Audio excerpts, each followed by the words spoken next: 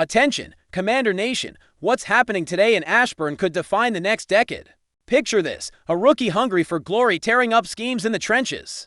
But a seasoned predator swore not to give up the throne if the rookie falls. The franchise QB is exposed, and the entire offense collapses, but that's just the start. Now, the defense has a new god of chaos, ADT, who transformed from lone wolf to pack leader. If this beast doesn't devour offensive lines like during his Pro Bowl days, the defense will be fresh meat for opponents. And amid the chaos, a $37 million bomb puts the organization in check. Do we pay a declining star what they're asking, or let them crash against another team?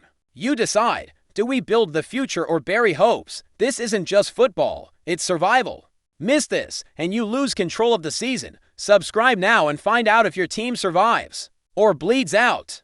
Let's start with something that might seem routine, but has massive future implications. For this offensive line, Josh Conerly Jr., the offensive tackle we picked at number 29 in the draft, is living his first NFL training camp. And let me tell you, this kid isn't here for the sightseeing.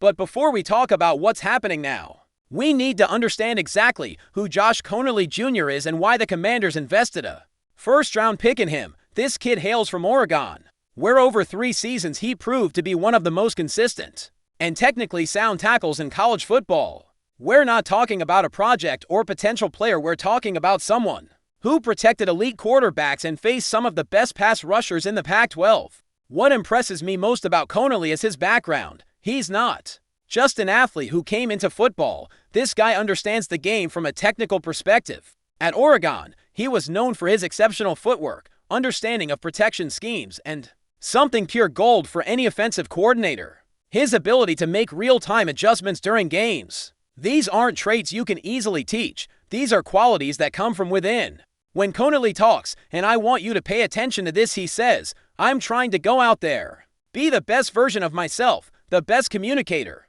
and be an asset to the team." Do you hear that? He's not talking about surviving. He's talking about dominating. He's not talking about learning the system. He's talking about being a communicator. I'm telling you, a rookie talking. Communication and leadership from day one. That's Burgundy and Gold DNA, baby. But here's where it gets really fascinating. Conerly isn't just competing for a job. He's entering an offensive line that has been completely transformed under Dan Quinn and offensive coordinator Cliff Kingsbury.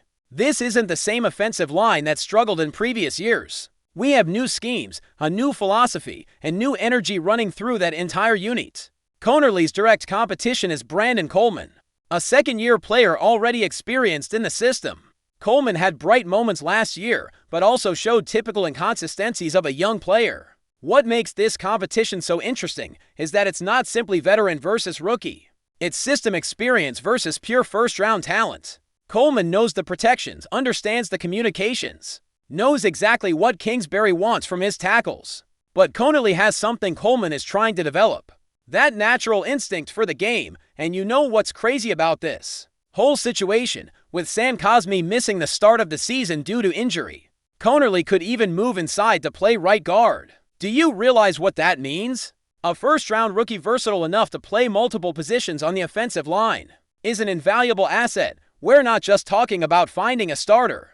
We're talking about finding a player who can be the foundation of this offensive line for the next 8 to 10 years. But here's where things get really interesting from a tactical perspective. Kingsbury's system demands tackles who can handle quick pass protections, execute blocks in space for the running game, and communicate effectively with their guards and center to make protection adjustments. When I look at Conerly's Oregon tape, I see exactly those abilities. I see a player who can drop back, maintain a solid base, and use his hands effectively to control pass rushers. What excites me most is what I've heard from inside the organization about how Conerly has adapted to the playbook. Normally, rookies need weeks or even months to feel comfortable with terminology and responsibilities. But reports from training camp suggest that Conerly isn't just keeping pace, but is starting to anticipate adjustments and make proactive communications with his line teammates. I think this competition is exactly what we needed. After years of watching this offensive line struggle for consistency, after seeing Jaden Daniels run for his life too many times last year, having a rookie saying, "I'm here to uphold the standard," is music to my ears. The kid understands this is about competition, not handouts. He understands the offensive tackle position in the NFL is about protecting the most important quarterback in franchise history. And let's talk about Jayden Daniels for a moment. Because Connerly's selection wasn't a fluke, the organization knows Daniels has the potential to be a franchise quarterback for the next 15 years. They know they need to build an offensive line that can grow with him, protect him, and execute the offensive system Kingsbury wants to run. Connerly represents that long-term vision. The coaches have been specifically working with Connerly in 2-minute drill situations, passing downs protections, and run blocking concepts crucial for the success of Kingsbury's system. What sources tell me is that Connerly isn't just learning, he's starting to teach. He's beginning to help other young linemen with concepts he already masters. That's natural leadership emerging in a rookie, and that's something you can't teach. Connerly will make his Commanders debut when we head to Foxborough to face the Patriots in the first preseason game on August 8th, but I guarantee you will want to keep an eye not just on that game, but on how this competition unfolds throughout the preseason. If this rookie can practice what he's preaching, if he can show on the field the same mentality he's showing in interviews, he's going to be a fundamental part of our plans this season. And for many seasons to come, the reality is this: finding a franchise offensive tackle is one of the hardest challenges in the entire NFL. It's a premium position, a position that can make or break an offense, and a position where errors are magnified. But when it works, when you find that right player, everything changes. And I have a hunch that in Josh Connerly Jr., the Commanders may have found just that. If that surprises you, wait till you hear this, because now we're going to talk about real transformation on the defensive side. Commanders fans, for the first time in years, Darren Payne doesn't have Jonathan Allen's veteran presence to rely on. And I'm going to tell you a story going much deeper than you likely know. These two guys came together from Alabama, became close friends, formed one of the most promising defensive tackle duos we've seen in Washington in decades. But there was always an undisputed alpha in that room. Now everything has changed. And I tell you this, Allen's departure might be the best thing that's happened to Payne in his professional career. But to truly understand what is happening to Darren Payne now, we need to go back to Alabama and understand the dynamic these two players brought to Washington. At Alabama, under Nick Saban, Allen was the natural leader, the communicator, the player who organized the defensive line and made necessary adjustments. Payne was the pure talent, the disruptor, the player who used his athleticism and strength to create chaos on the line of scrimmage. It was a perfect division of responsibilities that worked incredibly well on the collegiate level. When both arrived in Washington, Allen in 2017, and Payne in 2018, that same dynamic naturally carried over into the NFL. Allen took on the role of veteran leader, even being just a year older than Payne. He became the voice of the defensive line, the player making pre-snap communications, the one organizing the stunts and adjustments. Payne was content to be the perfect complement, the player executing his individual work with excellence, but relying on Allen for leadership and organization, and for years, that formula worked. We had seasons where that defensive tackle duo was one of the best in the league. But here's the problem very few analysts have publicly discussed. Payne never had the opportunity to fully develop his own leadership because he always had that safety net in Allen. He never had to be the player who made the tough decisions, never needed to be the authoritative voice in the defensive huddle. Do you remember how the situation with Allen ended? His production no longer justified the massive salary he was earning. He was making elite player money, but his performance had significantly declined. The Commanders tried to find a trade partner, but no team in the league was willing to assume his contract. Ultimately, the organization made the difficult but necessary decision to cut him. Allen ended up signing with the Vikings for a fraction of what he was earning in Washington. And do you know what happened immediately after Allen left? Payne was pushed into the role of #1 defensive tackle. And expectations have been crystal clear since day one of training camp. No more safety net, no more veteran by his side to rely on. It's his defensive line now. It's his responsibility, and all eyes are on him. Dan Quinn, and this absolutely excites me, is holding nothing back when talking about the transformation he's seen in Payne. Listen to this verbatim. I've had a lot of fun coaching Darren this spring and in training camp. He's focused, and it's nice to see the connection with him, Kinlaw, and Wise. Darren is right at the forefront of all this. I like that he doesn't have to say it, he's just doing it, and I really respect that. Do you hear the language Quinn is using? I've had a lot of fun. When a head coach talks like that about a player, it means something special is happening in practice. when he says he's right at the forefront of all this. He's talking about natural leadership emerging, and the most important line, I like that he doesn't have to say it, he's just doing it. That's authentic leadership. That's a player finally taking on the role he always had the potential to have. But here's where things get really fascinating from a player development perspective. Payne must take the leadership role, must become the alpha dog through leadership and field performance. He must be a driving force for his teammates. Whether they are seasoned veterans like Javon Kinlaw and Dietrich Wise, or young players seeking to make a name like Jacob Martin and newly acquired Von Miller. And here's something very few fans realize. Payne has been watching and learning all these years. He's been seeing how Allen handled communications, how he organized the line, how he made pre-snap adjustments. Now he has the opportunity to take all that knowledge and apply it with his own style of leadership. It's not simply about replacing Allen, it's about creating his own version of defensive leadership. Reports from training camp have been absolutely extraordinary. Payne is not only communicating more, but communicating in a different way, where Allen was more vocal and direct. Payne is showing leadership through example and mentorship. He's working individually with younger players after practices. He's the first to arrive at player meetings, and he's taking initiative in situations where previously he would have let Allen take the lead. I think these increased responsibilities have brought a positive response from Payne that goes beyond what anyone expected. The guy is one of the longest-serving players on the team. He's entering his 7th season with the organization.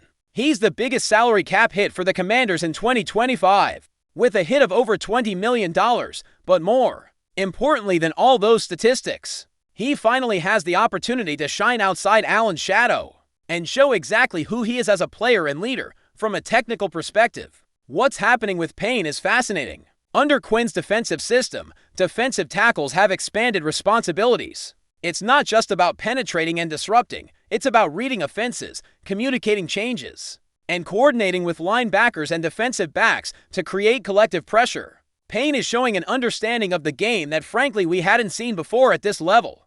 The statistics tell an interesting story too. In 2022, when Payne had his Pro Bowl season, he recorded 11.5 sacks and was one of the most disruptive defensive tackles in the league. But what doesn't appear in the statistics is how his presence affected the entire defensive line. His ability to collapse the pocket created opportunities for other pass rushers. His presence in the run game forced defenses to make specific adjustments. Now I ask you, do you think Payne was waiting for this opportunity? I tell you absolutely. Yes, for years, he's had to balance his own game with being a perfect complement to Allen. Now he can be completely himself. He can play his natural style. He can take the risks his talent allows him to take. Reports from training camp about the chemistry between Payne, Kinlaw, and Wise have been exceptional. These 3 players are developing communication and synchronization that could be special. Kinlaw brings experience from successful systems in San Francisco. Wise brings versatility and knowledge from Quinn's system in Atlanta, and Payne is emerging as the central anchor that can coordinate it all. Washington's defensive line is surprising people in the early stages of training camp, and that's positive. Maintaining this throughout the regular season is a completely different challenge, especially considering they will face offenses that have had months to prepare. But if Payne can return to something similar to his 2022 Pro Bowl form, if he can combine that level of individual play with the emerging leadership he's showing, this won't be the weak link fans have feared for years. Quinn is having fun coaching Payne. Payne is setting the tone for others to follow, and people are following his lead. That's the most important thing about all of this. After all, Payne won't be able to hold the fort alone. It's going to take a collective effort to excel. But now we have someone who can coordinate and spearhead that collective effort in a way we haven't seen before. But that's nothing compared to what's coming, because now we're going to talk about the negotiation that has the entire organization literally holding its breath. And here we are at what really has all the Commanders fans up at night. Terry McLaurin is entering the final year of his current contract and is not participating in team drills during training camp because he's seeking an extension this offseason. With talks stalled for weeks, there has been intense speculation about how far apart both sides are in negotiations. And I'm going to tell you exactly what's happening behind closed doors. But before diving into the numbers and negotiations, we need to understand exactly who Terry McLaurin is to this organization and why this situation is so complex. McLaurin isn't just another receiver, he's the player who kept defensive hope alive during some of the darkest years in this franchise's recent history. When we had terrible quarterbacks, when the offensive line was a disaster, when coaching was inconsistent, McLaurin kept producing. He remained a legitimate threat, kept garnering attention from opposing defenses, kept giving all he had for this organization. Adam Schefter, who has impeccable league sources, reported on the Pat McAfee show information that frankly left me shocked. McLaurin is unlikely to accept less than DK Metcalf's new deal, which equals $33 million annually, and probably wants considerably more. And you know what's most worrying about all this? The 29-year-old receiver and the Washington Commanders don't seem to be near an agreement according to multiple sources within the organization. Do you understand what that means? We're talking potentially $35 to $37 million a year for a receiver who's going to turn 30 during the season. We're potentially talking about the largest receiver contract in franchise history for a player who, while talented, is entering the downward phase of his career. With the regular season only 6 weeks away, it's an impossibly difficult position for the Commanders, who are trying to build on what they achieved last season with Jaden Daniels as a rookie. Daniels is entering his second year in the NFL, where young quarterbacks traditionally make their biggest leap, and he desperately needs his WR1 if he wants to take the next step in his development as a franchise player. But here's where the situation gets really complex, and we need to analyze the numbers with brutal honesty. Last season, McLaurin caught 82 passes for 1,096 yards and 13 touchdowns. On the surface, those are solid stats for a number one receiver. But when you dive into the numbers, when you really analyze the consistency and distribution of that production, a much more complex picture emerges. Here comes what I believe is the most crucial point in this whole negotiation. 552 of those 1,096 receiving yards came in just 5 games. Let me repeat that because it's absolutely critical. More than half of his total production came in less than a third of the games. Are you following me? In the 12 games outside of those atypical performances, McLaurin totaled only 504 receiving yards. That's an average of 45.3 yards per game in those 12 outings. What does that tell us? It tells us McLaurin had 5 explosive games that significantly inflated his total stats, but was relatively contained in the majority of games. For a receiver demanding $35+ million a year, that level of inconsistency is worrisome, especially when we consider that most of those explosive games came against defenses that were either inexperienced or had significant injuries in the secondary. We also need to talk about the 13 receiving touchdowns because, although they were a career high and the most for McLaurin since his rookie season, this represents another point of concern. Touchdowns can be tremendously variable year to year, especially for receivers dependent on red zone opportunities. The question is, do those 13 touchdowns represent a new baseline for McLaurin? Or were they the result of specific circumstances that may not repeat? And here's the most important factor in this whole equation. It was the first time in McLaurin's career that he had a true star quarterback at the helm in Jaden Daniels. During his first 5 seasons, McLaurin had to deal with a quarterback rotation that included names like Dwayne Haskins, Taylor Heinicke, Carson Wentz, and other players who simply didn't have the talent or consistency to maximize his potential. As a receiver, with Daniels, McLaurin finally had a quarterback who could read him, who understood his routes, who could get him the ball in places where he could make plays after the catch. That partly explains the increase in touchdowns and some of the explosive performances. But it also raises the question, was last season truly representative of what McLaurin can consistently do? Or was it an outlier year inflated by finally having competent quarterback play? But here comes another factor that complicates everything.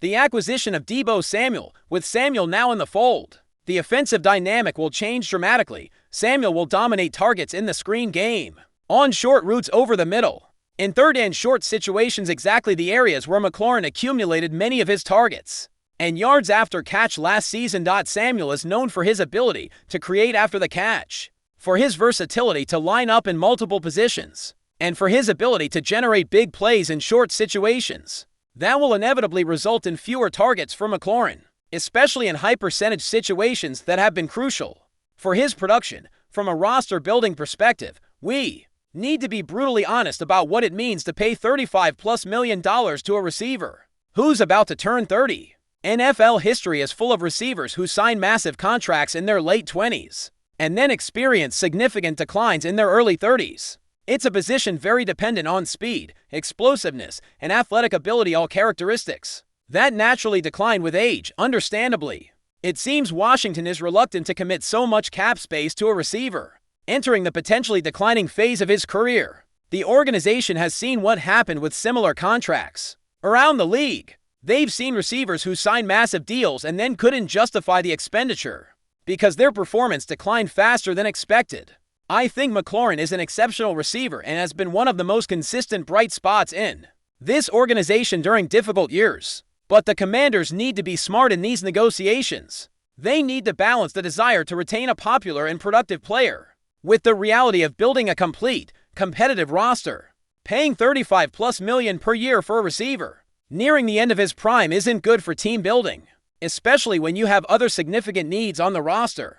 Even though Daniels is on his rookie contract for the next 3 years, which theoretically gives you flexibility to spend elsewhere, overpaying for players doesn't necessarily lead to winning championships if Washington can sign the 7-year veteran to a deal in the range of $25 to $27 million per year. That would be much more reasonable when considering the player's age, historical production, and projected trajectory. At that price, McLaurin would represent solid value as a number 1 receiver while the organization develops younger receivers and builds depth in other positions. But here's the problem. McLaurin and his agent know exactly what other receivers have recently signed. They know the market for elite receivers is in the $30+ million range. They know if McLaurin hits free agency after this season, he could probably get something close to what he's currently asking from another team willing to overpay for a proven receiver. The Commanders are in an impossibly tough position with this transpiring so late in the offseason. If they sign McLaurin for what he's asking, they're potentially overpaying significantly and compromising future financial flexibility. If they don't, they risk losing their number 1 receiver and potentially damaging chemistry with Daniels during a crucial season for his development. The reality is this negotiation will define how the Commanders build this roster for the future. It will set a precedent for other extensions. It will determine how much flexibility they have to address other roster needs. And more importantly, it will signal exactly what kind of organization they want to be under new management. My expectation is that eventually a compromise will be reached somewhere between $28 to $30 million per year, with incentives that can take it higher if McLaurin maintains certain levels of production. But every day without an agreement makes that resolution more difficult.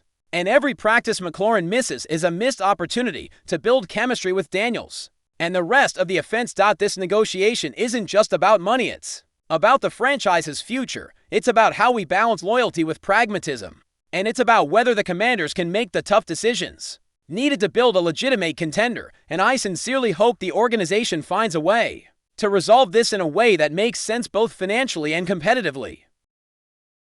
Commanders fans, these 3 stories show us exactly what a crucial moment we are at as an organization. We have a hungry rookie in Josh Conerly Jr., fighting to earn a spot and potentially change our offensive line's dynamics for the next decade. We have Darren Payne finally taking on the defensive leadership he always knew he could have, stepping out of Jonathan Allen's shadow to become the anchor of our defense. And we have a contract negotiation with Terry McLaurin that's literally going to define our offensive future and our philosophy as an organization. Each of these situations represents decisions that will reverberate for years. Will Conerly win the starting job and justify that first-round pick? Will Payne finally make the leap to elite defensive star now that he has total freedom to lead? And will the Commanders pay $35+ million to McLaurin, or will they make the tough decision to let him walk if they can't reach a reasonable number? I want to hear all your opinions in the comments because this is our Burgundy and Gold family. And every one of you has an important voice in these conversations. Do you think it's worth betting on Conerly's potential over Coleman's experience? Are you excited to see Payne without training wheels, finally free to be completely himself? And are you willing to pay star price for McLaurin, or do you think we should use that money to build depth in other positions? This is our Burgundy and Gold family. And we need each of you to be part of this conversation because what's happening now is going to determine whether the next 5 years will be special or just more of the same. If this content is giving you value, if you feel you're truly understanding what's at stake for this organization, realize this is just the beginning of what will be the most important season in years. Give it a like if you want to see more in-depth analysis like this. Subscribe if you want to be part of this family growing every day and committed to truly understanding what's happening with our team, and activate the bell because tomorrow we'll have more explosive news. Directly impacting these three situations, I guarantee you this season will be different. It will be special, and it will define this franchise's trajectory for years. You can't miss a single second of what's coming. See you in the next video.